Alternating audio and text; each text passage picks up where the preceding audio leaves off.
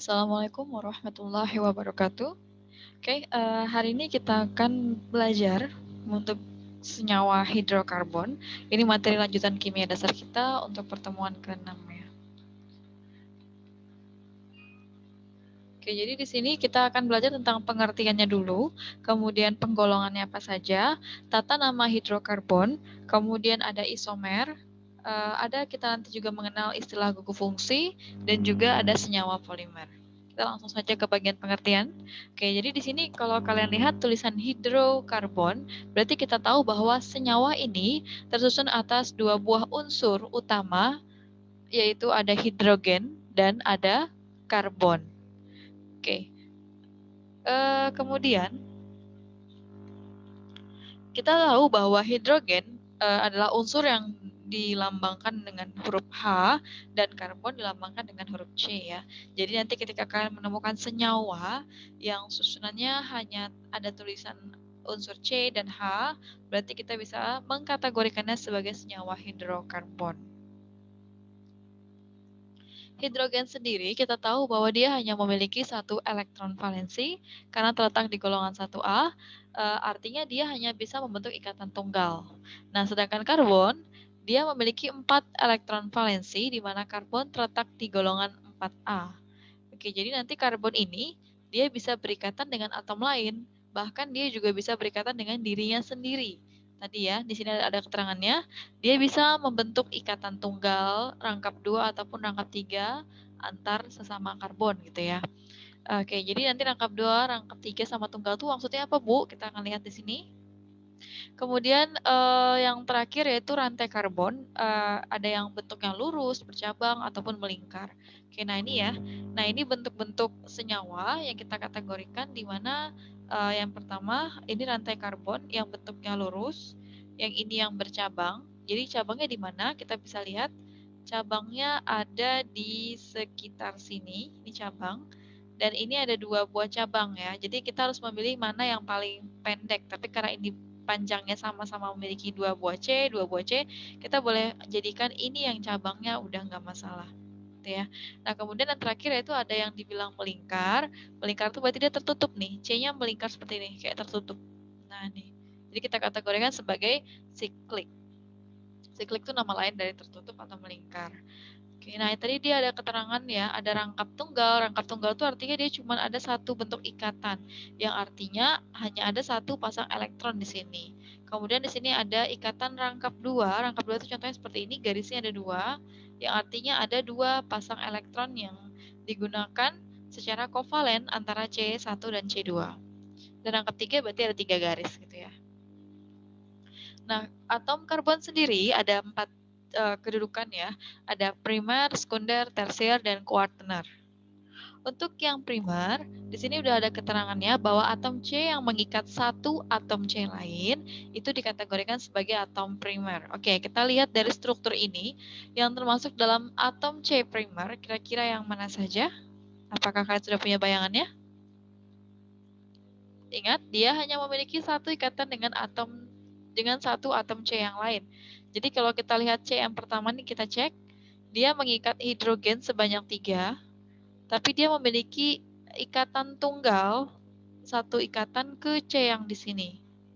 Hanya satu C. Jadi CH3 ini, di mana C-nya ini mengikat hidrogen sebanyak 3, dia juga memiliki ikatan terhadap C. Makanya tadi kan saya bilang atom C itu dia bisa mengikat 4 buah atom yang berbeda ya, karena dia punya 4 tangan, 4 elektron valensi. Kalau saya gambarkan CH3 ini bentuknya seperti ini. 1, 2, 3. Oke. Nah, satunya ini ngikat siapa? Yaitu dia ngikat si karbon yang ada di sebelah kanannya. Oke, berarti atom C yang ini hanya mengikat satu buah atom C yang lain atau atom C ya, atau atom karbon maksudnya, sehingga kita bisa kategorikan bahwa atom C yang pertama ini dikategorikan sebagai atom C primer. Sama halnya dengan atom C yang di sini ya, karena dia hanya mengikat satu ke bawah sini. Sama juga dengan yang pojok-pojok ini. Oke, sama juga dengan yang di sini posisinya. Jadi yang saya lingkarin ini adalah atom C yang primer. Nah, bagaimana untuk atom C sekunder? Kalau atom C sekunder itu biasanya dia mengikat dua atom C yang lain. Oke, jadi di sini kita bisa lihat di bagian yang kedua ini, yang saya kasih kotak. Oh, sorry. Yang ini aja. Salah ya. Saya hapus dulu yang tadi. Oke, kita akan fokus ke bagian C yang ini, yang saya tandain ini ya. Jadi di sini ada tulisannya CH2, artinya atom C ini sudah mengikat hidrogen sebanyak 2. Benar ya, ini kita anggap 1, 2. Kemudian di sebelah kanannya dia mengikat atau berikatan dengan atom C yang memiliki hidrogen sebanyak 3, bisa kita tulis di sini CH3. Kemudian di sebelah kirinya ternyata dia mengikat satu buah atom C lainnya. Berarti kita bisa tulis C bla bla bla bla bla karena ada ikatannya panjang ya. Nah, jadi kita bisa bilang bahwa atom C yang saya kasih kotak ini ya atau yang saya gambarkan di sini ini tergolong ke dalam atom C sekunder karena dia memiliki atau langsung berikatan dengan dua atom C lain, yaitu ada di sebelah kanannya dan di sebelah kirinya. Untuk atom C tersier, dia mengikat tiga atom C yang lain. Oke, kalau atom C tersier kita cari contohnya. Atom C yang lain, atom C yang tersier, kita ambil contohnya yang di sini tadi ya, yang saya awal tadi ambil sini. Ada CH, artinya C ini sudah mengikat satu buah atom hidrogen. Kita taruh di atas, terserah ya, boleh dimanapun posisinya, yang penting ada 4 tangan. Kemudian posisi di sini bawah aja kayaknya ya, biar sama. Kemudian posisi di atasnya dia mengikat satu buah CH3. Artinya di sini ada satu buah atom C. Atom C ya, yang mengikat hidrogen sebanyak 3. Kemudian di sebelah kanannya ada satu buah atom C yang mengikat hidrogen dan banyak kali teman-temannya, jadi kita cuma kasih gini saja, nggak apa-apa. Dan di sebelah kirinya ada satu buah atom C yang mengikat hidrogen sebanyak 3. Oke, nah kalau kita lihat atom C-nya yang di tengah ini atau atom C yang saya tadi tunjuk ini, berarti dia termasuk ke dalam atom C yang tersier karena dia mengikat 3 atom C lainnya, yaitu di sini 1, 2, 3. Perhatikan tangannya ini ya, 1, 2, 3. Oke. Oke, ada pertanyaan. Apakah dalam struktur ini ada atom C yang kuartener? Ya, ini saya hapus. Jadi pertanyaannya adalah apakah terdapat atom karbon kuartener dalam struktur yang ini tadi? Oke, silakan dicari, ini jadi soal tugas kalian yang nomor 1. Oke, ini maaf ya, strukturnya ada yang tak hapus, ada yang enggak ternyata. Oke, jadi sini kita masuk pada penggolongan hidrokarbon, ada 3, alkana, alkena, alkuna. Jadi alkana ikatannya tunggal, alkena rangkap 2, dan alkuna rangkap 3. Ini tadi kalau masih bingung apa sih rangkap tunggal, apa sih rangkap 2, rangkap 3. Itu hanya kelihatan dari bentuk atau jumlah garisnya. Jadi untuk yang struktur pertama ini kita bisa lihat ya. Di sini strukturnya kalau kalian lihat semuanya bergaris satu, ini menunjukkan bahwa dia golongan dari alkana karena semuanya garisnya tunggal, satu, satu, satu. Kalau dibentuk struktur seperti ini gampang ya nebaknya ya. Nah, sekarang alkena dia ikatan rangkap 2, berarti kalau ada satu saja ikatan di dalam struktur ini yang memiliki rangkap 2, berarti dia sudah tergolong ke dalam senyawa alkena. Contohnya di sini, dia ada rangkap 2-nya di depan, berarti dia udah masuk ke dalam golongan alkena. Meskipun banyak rangkap tunggalnya, nanti jangan sampai bilang, Bu, karena dia banyak rangkap satunya, Bu, kenapa nggak di alkana? Enggak, karena dia masuk ke di alkena, ada rangkap 2-nya. Ya. Kemudian untuk alkuna, di sini dia memiliki ikatan rangkap 3, yaitu ada di depan. Ya, jadi kalau cuma satu saja sudah ada rangkap 3, berarti dia sudah masuk ke dalam golongan alkuna. Oke. Nah, kemudian di sini, bagaimana kita bisa mencari tahu? Ini kan bentuk namanya struktur ya. Kalau misalnya kita sudah tahu senyawanya saja, kayak gini tadi, aneh tadi ya. Nah, bagaimana kalau kita tahu bahwa ini ada senyawa, misalnya C7H8. 16, oke. Jadi misalnya ada senyawa namanya C7H16.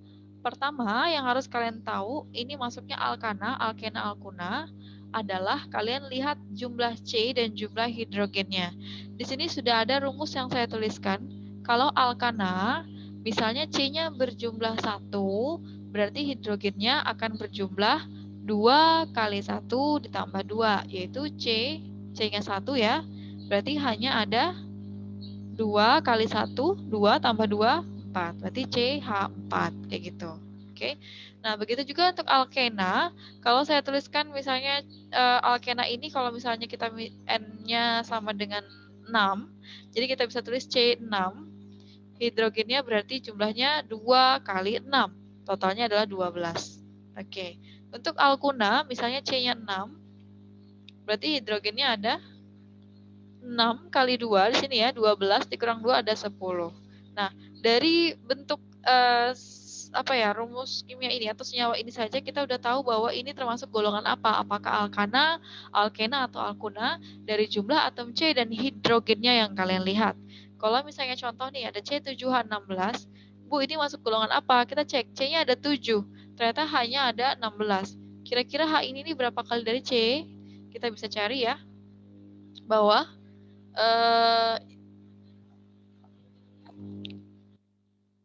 kita bisa lihat di sini perkirakan kira-kira dia lebih cenderung masuk rumus yang pertama, kedua, apa ketiga. Kalau kedua udah jelas salah karena kalau 7 kali 2 14. Harusnya hidrogennya 14 gitu ya. Tapi karena di sini kalau alkuna dia malah di minus 2, berarti harusnya hidrogennya menjadi 12. Tapi ini 16. Oh, berarti kita bisa perkirakan bahwa dia termasuk dalam golongan alkana kayak gitu. Oke, nah sekarang ada soal lagi buat kalian. Jadi totalnya ada 5 soal.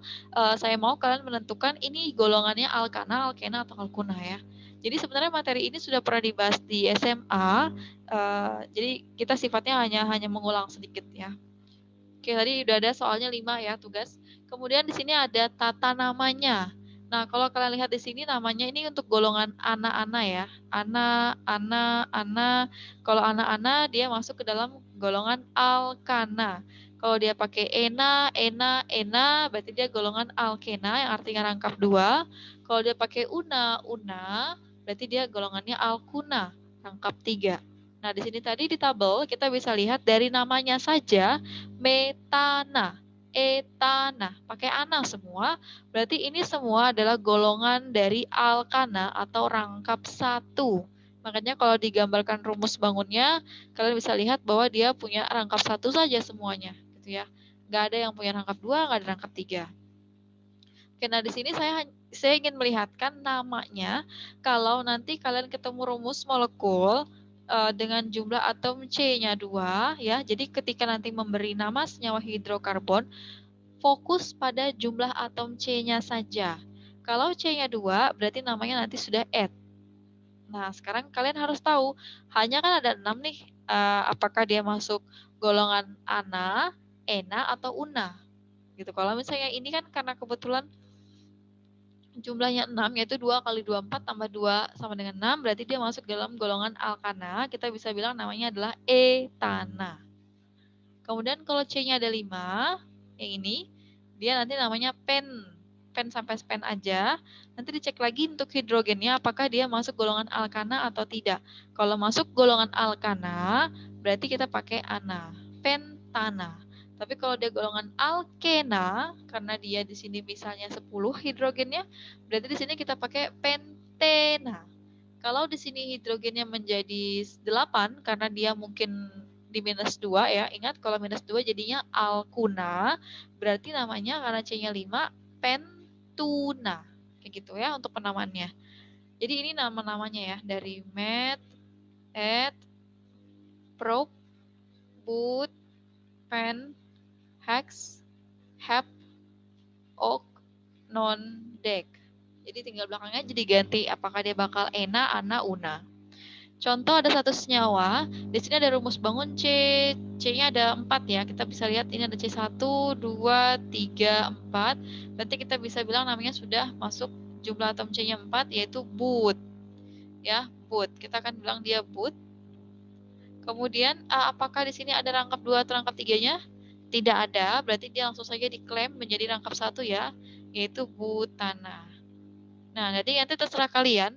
Kalau misalnya lebih mudah pakai rumus bangun, untuk menentukan namanya silahkan dibuat.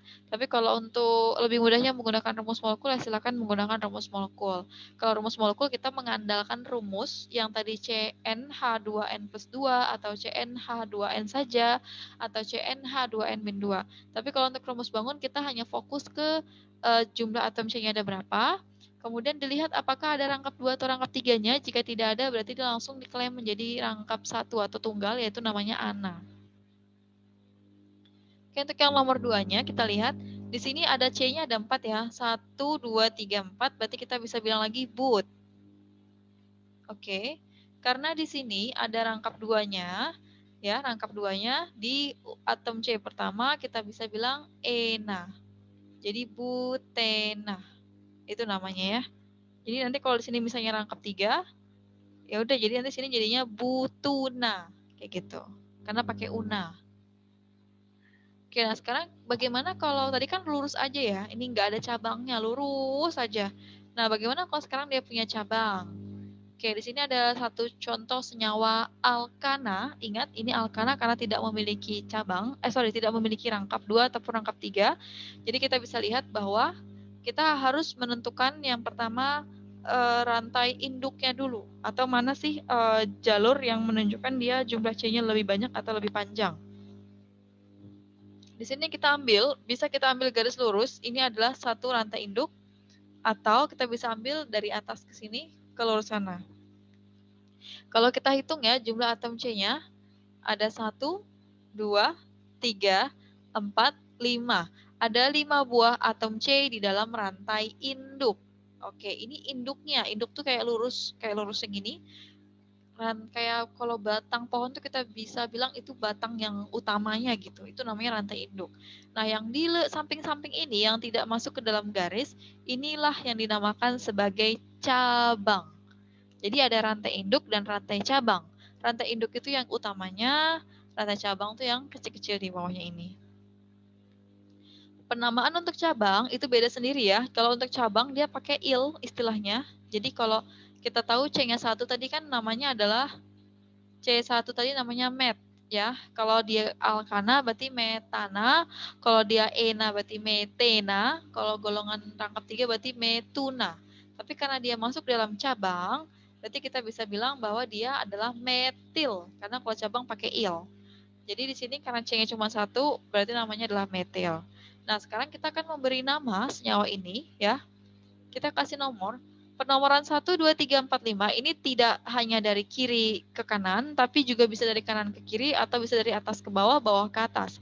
Yang kalian lihat adalah cari cabangnya di mana, kemudian cabang itu terletak dengan atom C yang di rantai induk yang mana, yang paling dekat gitu.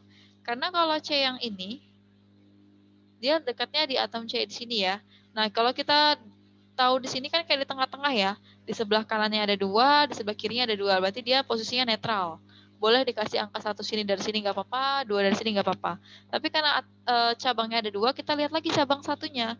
Ternyata cabang satunya berada di atom C yang di sebelah sini. Otomatis kalau kita kasih nomornya yang terdekat adalah dari rantai induk yang nomor satunya di sini. 1, 2, 3, 4, 5. Kita nggak boleh dari sini.